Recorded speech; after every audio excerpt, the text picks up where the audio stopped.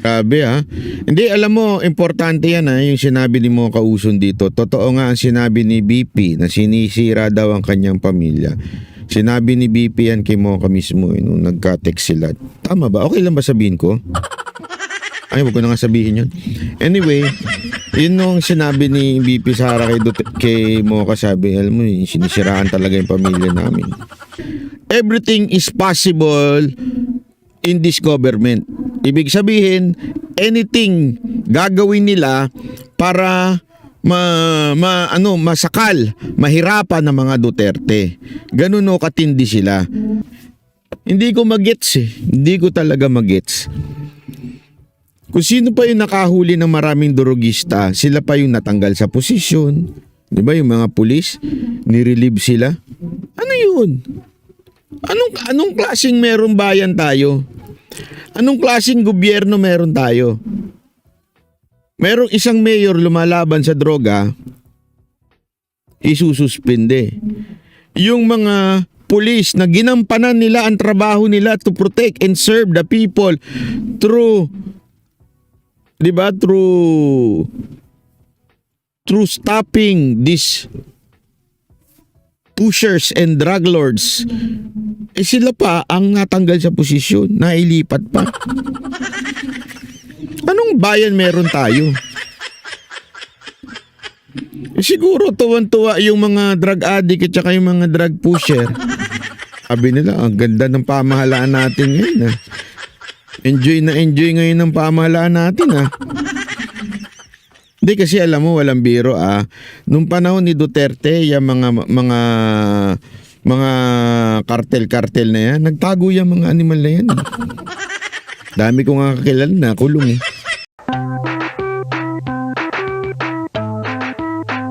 Mayor Baste na kung saan siya po ay tatanggalin sa pwesto, sususpindihin at may mga nagtatanong nga na baka ipakulong pa daw. Yun ang sinasabi ng iba. At alam nyo, hindi ho yan imposible at hindi ho yan malayo sa katotohanan. Alam nyo kung bakit? Dahil talagang grabe ho ang kapraningan ng gobyernong ito patungkol ho sa mga Duterte. Hindi ko alam kung talagang gawa lang ba yan ng kanilang tinitake o ito ba ay gawa lang kanilang kaparaningan para wala ho silang makalaban sa tamang panahon, di ba? Sabi nito, sir, lasing ka. Hindi po ako lasing. Hindi po ako umiinom. Ano ba? Pag nagjajapan lang ako umiinom. Hindi po ako umiinom, ha? Kaya ganito po ako magsalita, medyo mabagal kasi puyat po ako. Hindi, alam nyo, totoo po yan. Totoo po yan na delicates po yung mangyayari kay Mayor Baste. Kasi alam nyo, eto ang nadinig ko lang naman po ito. Hindi ako sigurado kung totoo o hindi. Nadinig ko lang naman po ito. Ang sabi, parang gagawing testing ground si Baste Duterte. Grabe kayo maka-testing ground, gagawin daw itong testing ground. Ano ibig sabihin ng testing ground? Ibig sabihin po ay itatry muna nila doon sa anak na si Baste pag ito'y walang naging resultang hindi maganda tulad ng sisigaw, pagiging galit ng mga Pilipino, gagawin din nila yon sa kanyang ama. Inuuna muna itong anak pag susubukan nilang gawin. Naku po, patay tayo daw. So uunahin daw muna si Baste. Alam mo, sa totoo lang delicate siyang ganyang klaseng ninyo kasi hindi ho biro yung mga ganyang klaseng banat ho para ho sa ating butihing butihing mayor na si Baste Duterte. Alam mo kasi si Baste Duterte simple lang yan pero rock yan. Sabi nga nila rockstar yan eh. Hindi, alam nyo, simpleng-simple lang ho nung mama na yun, pero napakagaling ho noon pagdating ho sa pamumuno at napaka-stricto at nagustuhan din po nila kasi sabi nga nila kung meron mang pareho ng style kay Rodrigo Roa Duterte, ang ating dating Pangulo, yan po ay si Baste. Si ano po kasi si Vice President Sara Duterte, iba yung style, okay? Maganda yung kanyang pamamahala bilang mayor at Vice President, pero iba yung style niya compare ho daw sa kay Pangulong Duterte. Yan ho ang mga nagsasabi ho niya, mga taga Davao. At ito naman daw pong anak ni Pangulong Duterte na si Baste, yan ho ang pareho sila ng style ng ama. Yun ang sinabi. Kaya nga naku po, ano talaga itong gagawin nila. Hindi maganda itong susubukan nilang gawin na ite-testing nila ang suspension dito kay Mayor Duterte at pagsakasakali ang balita nung iba ay baka nga daw ipakulong din. Kasi alam mo yun, dahil sa mga circumstances or although sa akin baka naman malayo pa. Okay? Baka malayo pero hindi kasi natin alam medyo desperado bukas itong mga nasa kamera eh. Oo. Isipin nyo to yung ultimong pagdawit kay Vice President Sara Duterte ginawa nila. Noong una, wala sa ICC si Vice President Sara Duterte. Ngayon, kasama na siya. Di ba? Ibig sabihin, everything is possible in this government. Ibig sabihin, anything gagawin nila para masakal, mahirapan ng mga Duterte. Ganun o katindi sila. Kasi nakikita ata nila, ewan ko mukhang napapansin nila na medyo lumalakas itong si Baste. Marami pang nagsasabi tumakbo kang for national, 'di ba? Ngayon, ako sa totoo lang isipin nyo. 'Di ba tayo number 1 si Rodrigo Roa Duterte bilang senatorial, tama mali, 'di ba? Ayaw niya. Kung sakaling ang i-endorse niya si Baste, ano sa tingin ninyo, mananalo senator 'yon? Ako sa tingin ko baka mag number 1, number 2 yun si Baste Duterte. Kasi talaga namang pag sinabi mong tatak Duterte, iba yang gumalaw. Malupit siya mga yan. Madaming naitanim yan sa lahat ng mga mayor, mga gobernador. Kaya posible ho yun. Hindi, alam nyo, nung kinausap namin si Baste tungkol ho dyan sa Senate, even Vice President, kasi pinag-uusapan namin yan Tapos alam mo, sabi niya, wala talaga siyang interes. Mararamdaman mo naman kung ang isang tao gino-joke time ka lang, 'di ba? Mararamdaman mo naman ng isang tao kung seryoso.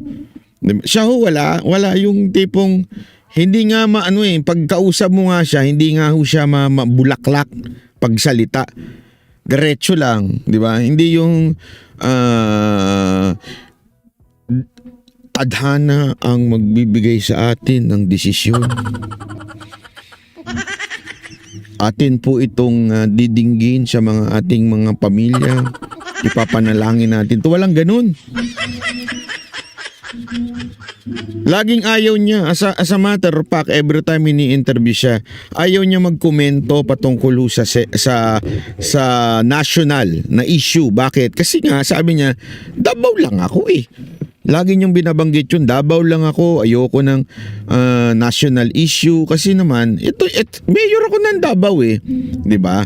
Yun ang lagi niya sinasabi. Pero grabe dahil sa gagawin nilang ito, baka lalong mapilitan tumakbo si Baste.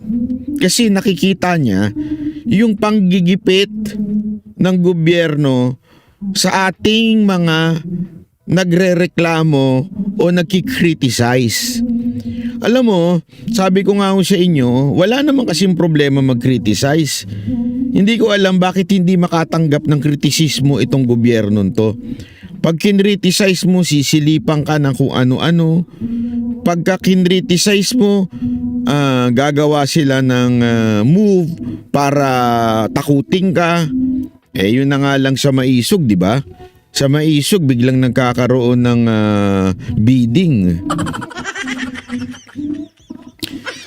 Anong bidding? O auction. Di ba? Bakit? Pag kami Maisog, may auction ng mga truck. May auction ng mga na kung ano-ano, 'di ba? Ganun pagka merong Maisog kasi ganun sila katakot, kapraning, 'di ba? Kaya nga etong ginagawa nila kay Baste, naakala siguro nila magtatagumpay sila sa panggigipit dito. Malamang isunod yung ama, 'di ba? Yun yung plano.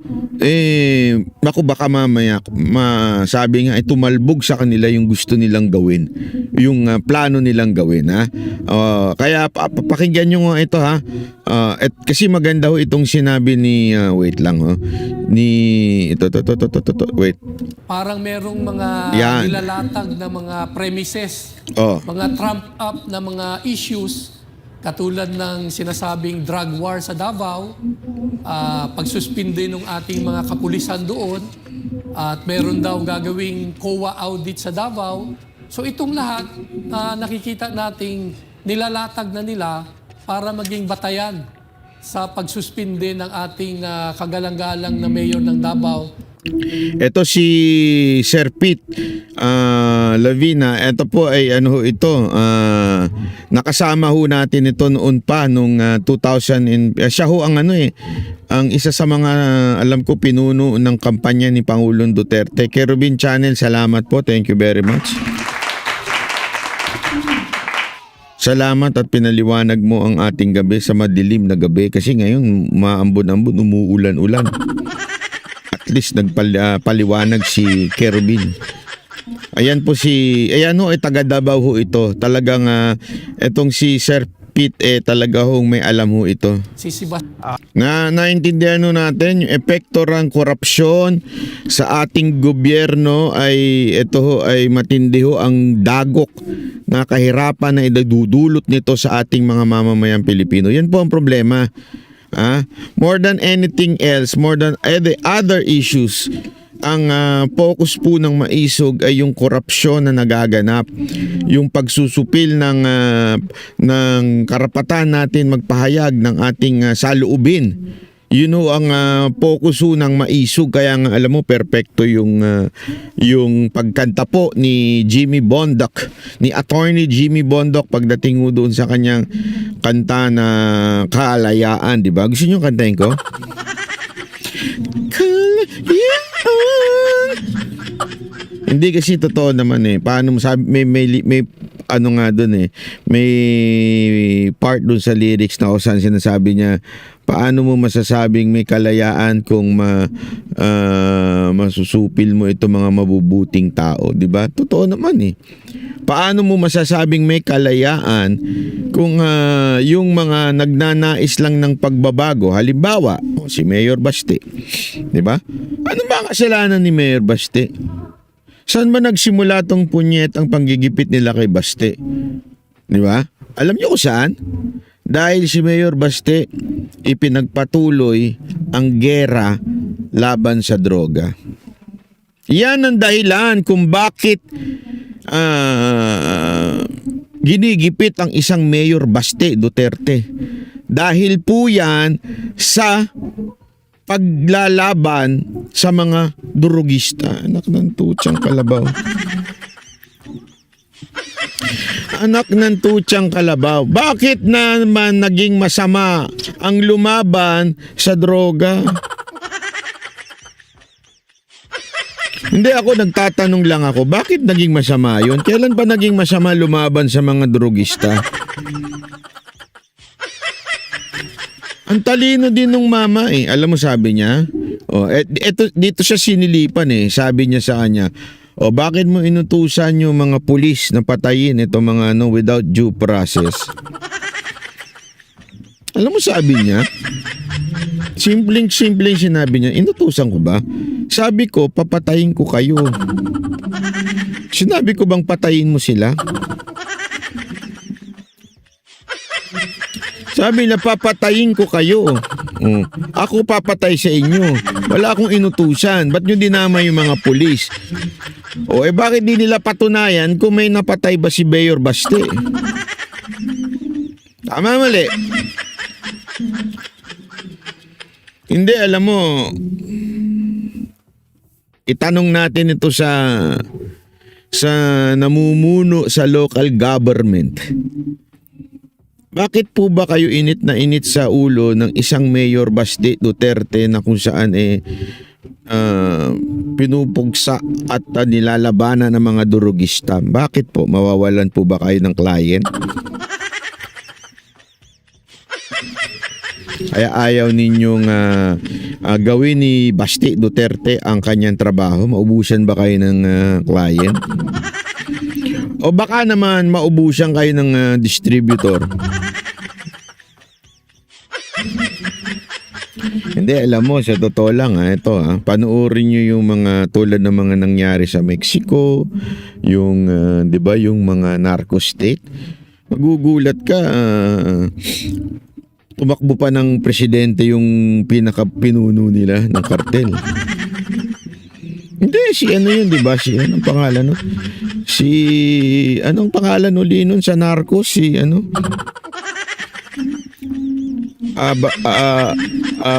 Kalimutan ko na yung pangalan. Pablo. Nasa isip ko kasi A ang simula. Pablo. Escobar, yon.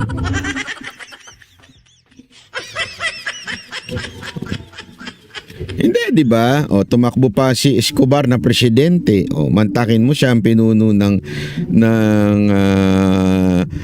droga dyan sa lugar nila, tas tumakbo ang presidente. Sa Colombia, yan, tama, mali. Congressman siya, natatakbo siyang presidente, di lang siya nanalo. Napanood ko yun. Yung Sinaulo cartel, Sinaloa cartel, di ba? Alam mo, bigla tuloy naalala ko. So kung posible pala ang isang pinuno ng isang cartel tumakbong presidente, posible rin ang pinuno ng cartel sa Pilipinas tumakbong senador.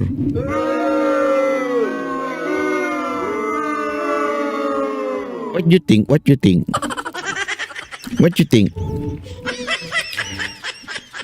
Posible kaya na may tatakbong senador para protektahan ang mga kartel ng droga sa Pilipinas?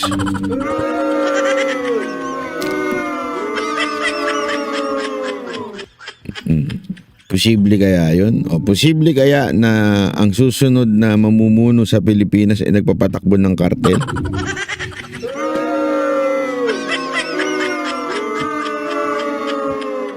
Posible, sabi ni Don Romeo, posible, meron nga tayong, nako. Basahin nyo na lang, mapapahamak ako dyan. Di ba? Nako, kaya delicates talaga. Hindi kasi alam mo, hindi ko magets Hindi ko talaga magets. Kung sino pa yung nakahuli ng maraming durugista, sila pa yung natanggal sa posisyon. Di ba yung mga pulis, nirelieve sila? Ano yun? Anong klaseng meron bayan tayo? Anong klaseng gobyerno meron tayo? Merong isang mayor lumalaban sa droga, isususpinde. Yung mga pulis na ginampanan nila ang trabaho nila to protect and serve the people through, di ba, through stopping these pushers and drug lords, sila pa ang natanggal sa posisyon, nailipat pa.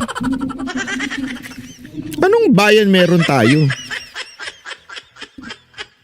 Siguro tuwan-tuwa yung mga drug addict at saka yung mga drug pusher.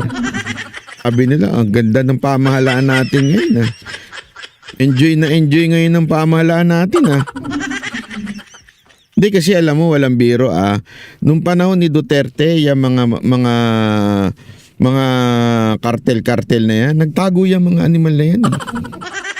Dami kong kakilala na kulong Dami kong kilala, nabulok sa kulungan Meron pa akong kilala, wala na, nandun na, kasama na ng demonyo. Kasama na no. Hindi, kaya sa impyerno na. Ang dami, may mga kilala akong ganyan. Nung panahon ni Duterte. Ngayon, parang naglabasan sila, enjoy na enjoy, nagpa-party. Tama, mali. Ano sa tingin mo, Master Judea at saka Spencer? Ha?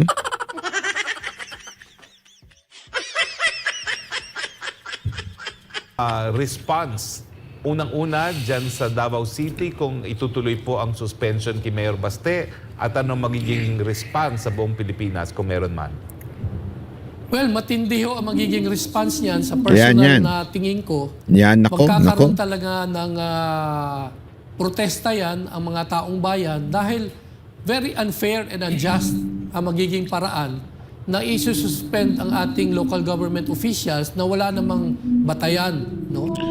Alam mo, ito bakit ko nasabing ganito yan? Bakit ko nasabing example nila parang testing nila si Mayor Baste? Kasi ginawa nila eh. Tinesting muna nila yung mga kaalyadong mga mayor, yung mga kaalyadong gobernor. Tinesting muna nila. Tinesting nila, sige nga, suspend natin ito. Suspend natin itong isang gobernor, si Ubahib, si Governor Mamba, tapos itong isuspend nga natin itong mayor si Rama. Yung mga kaalyado ni Pangulong Duterte, tayo, hindi tayo umimik, di ba? Saktong imik lang ang ginawa natin. Rona Salcedo, maraming salamat. Tita Nene ng Australia, thank you very much. Tinesting nila yun eh. Hindi tayo masyadong pa rin, parang business as usual, ika nga. Ngayon, mukhang ite-testing nila itong si Baste. Pag hindi siguro pumalag ang taong bayan dito kay Baste, baka ituloy-tuloy na nila yan kay Pangulong Duterte. Pero sa tingin ko, papalago ang taong bayan pagka inano nila ito si Mayor Baste Duterte. Sa tingin ko lang, medyo magagalit na. Tapos tama rin yung sinabi ni Sir Pete. Alam niyo kung bakit? Yung mga pangyayari before this, di ba naikwento ko nga sa inyo? Kailan ko ba naikwento yun? Sa SMNA ko ba naikwento yun? O dito sa isang araw? Hindi ko na alam kung anong petsa nga ngayon. Alam mo, ang plano talaga sarhan ang Davao. Kaya nga pinalitan yung mga pulis. Isipin mo, saan nakakita pinalitan ng lahat ng pulis, pati yung karamihan ng pulis, at saka yung mismong pinuno pinalitan. Ibig sabihin, there is something fishy doon, di ba? Pinalitan mo ba naman ang pinuno ng kapulisan doon? Tapos nagpadala ng SAP.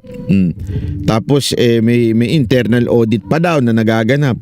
Tapos yung narinig ko ang kwento doon sa official to sa airport, di ko na lang sasabihin, baka mamaya batanggal din siya doon. Sabi niya, alam mo,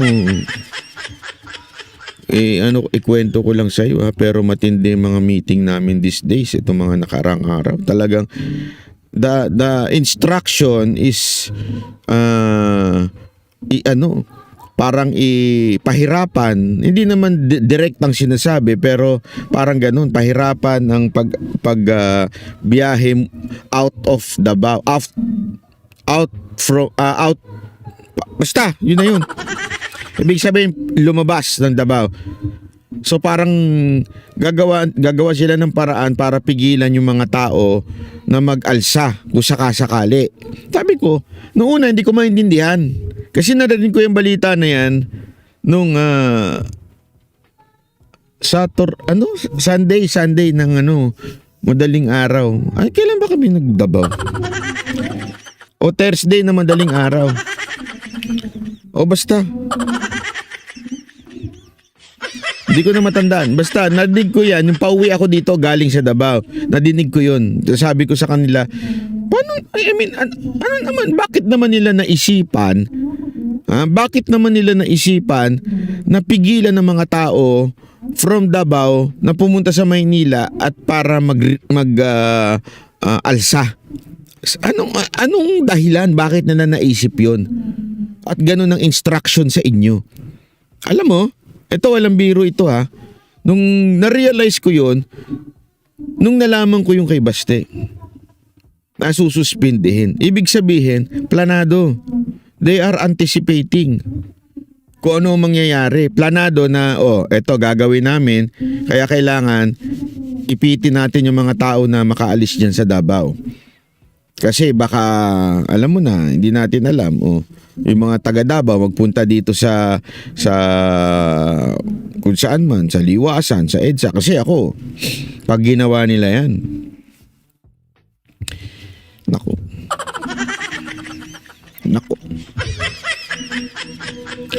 Pag ginawa talaga nila yan, naku. Ayoko na magsalita. Di ba, Boss Dada? Pag ginawa nila yan, balita ko, naku.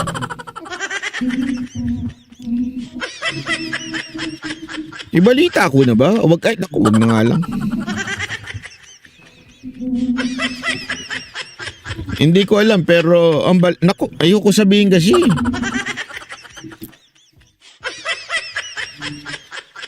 Hindi kasi may sabi nung iba pag ginawa yan magkakaroon ng pangalawang Liwasang Bonifacio o kaya Luneta.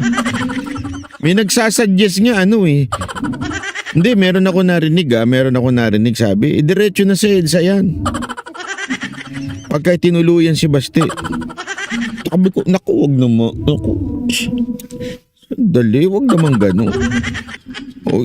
Ibig sabihin, ganun talaga ang gustong mangyari ng gobyernong to. Anyone na magsasalita laban sa gobyerno would be persecuted. Anyone who would give chance para sa mga tao magpahayag ng kanilang saloobin will be persecuted. O kaya nga ito si Mayor Baste, ganun ang dating. Pinipersecute siya ngayon para sinasabi, sige, subukan mo pang magsalita.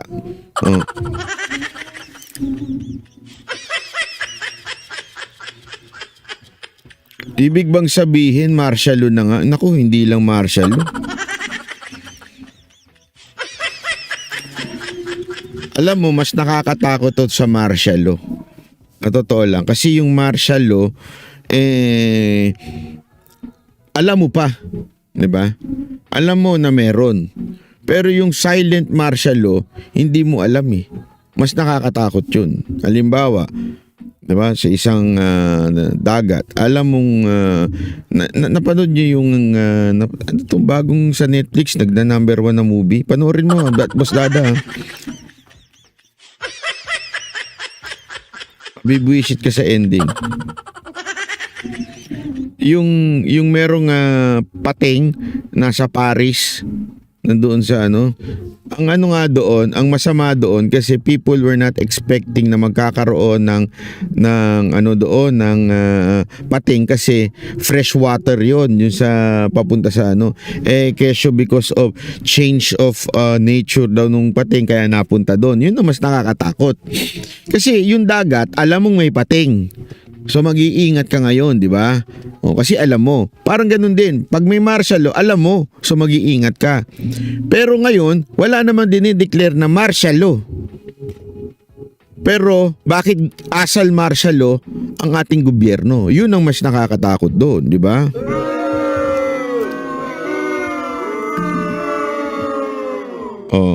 Sabi, yun nga ang siste na mangyayari.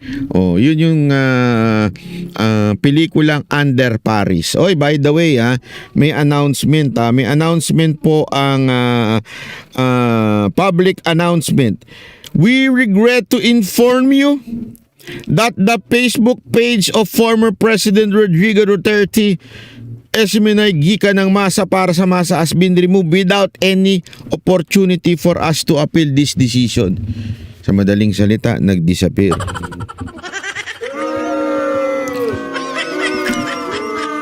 Walang pakundangang ginawa ng Facebook.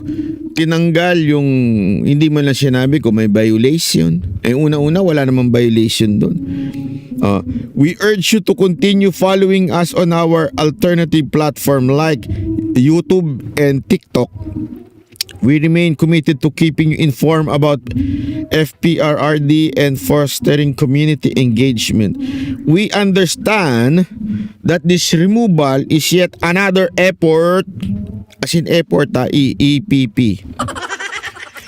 Another effort. Nawala tuloy ako. Nawala. Our effort to silence our devotion to delivering truthful news. But, nako, ayan na.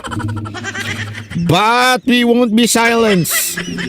Our commitment to fight for press freedom and contribute to the growth of our nation remains unshakable.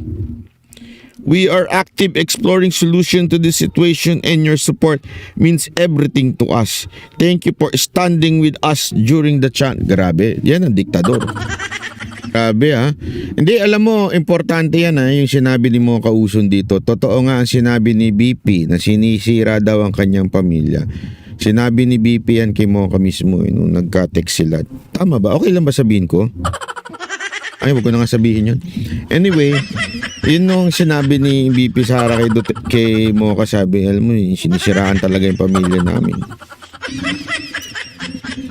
Dito, walang issue dito Isipin mo yan walang issue dito.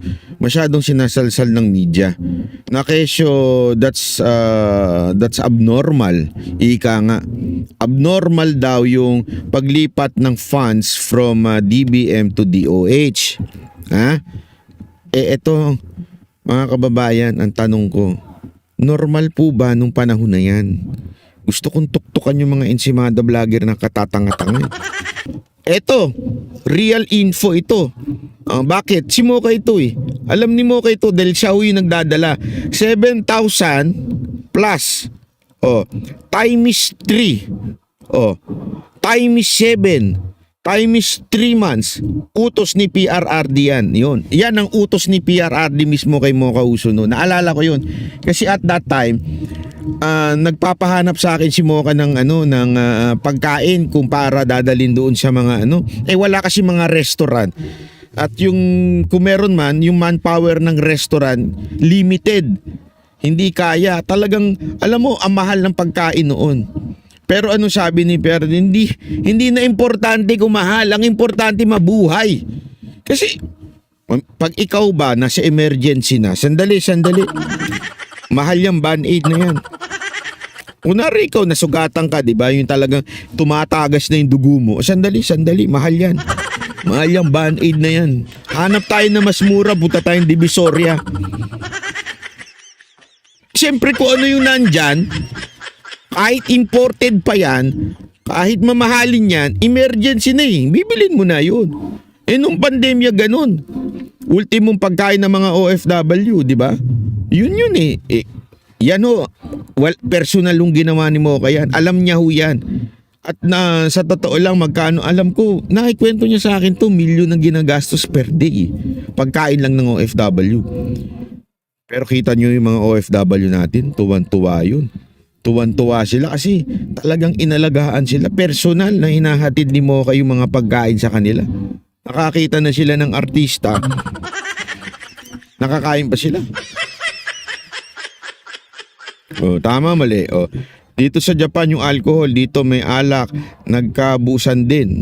Hindi nga lang sa Pilipinas. Yan nga hindi ko, eto may nakita pa akong comment sabi, tanginan to mga congressman na to. Hindi, meron ako nakitang comment, sabi, ang kakapal ng mukha, parang hindi nyo alam yung nangyari nung panahon na yon na talagang nagkakaroon ng problema. Kayo nga mga unang nang ubos nung mga mas, kayo unang nag-priority, kumuha kayo ng kumuha, mga animal kayo. Di ba? Kasi nga alam natin na ito ay isang imbento na naman para alam mo, yurakan ang pagkatao ng mga Duterte na isipin ng tao, naku, korupsyon yan, korupsyon. Eh, hindi naman tanga mga Pilipino.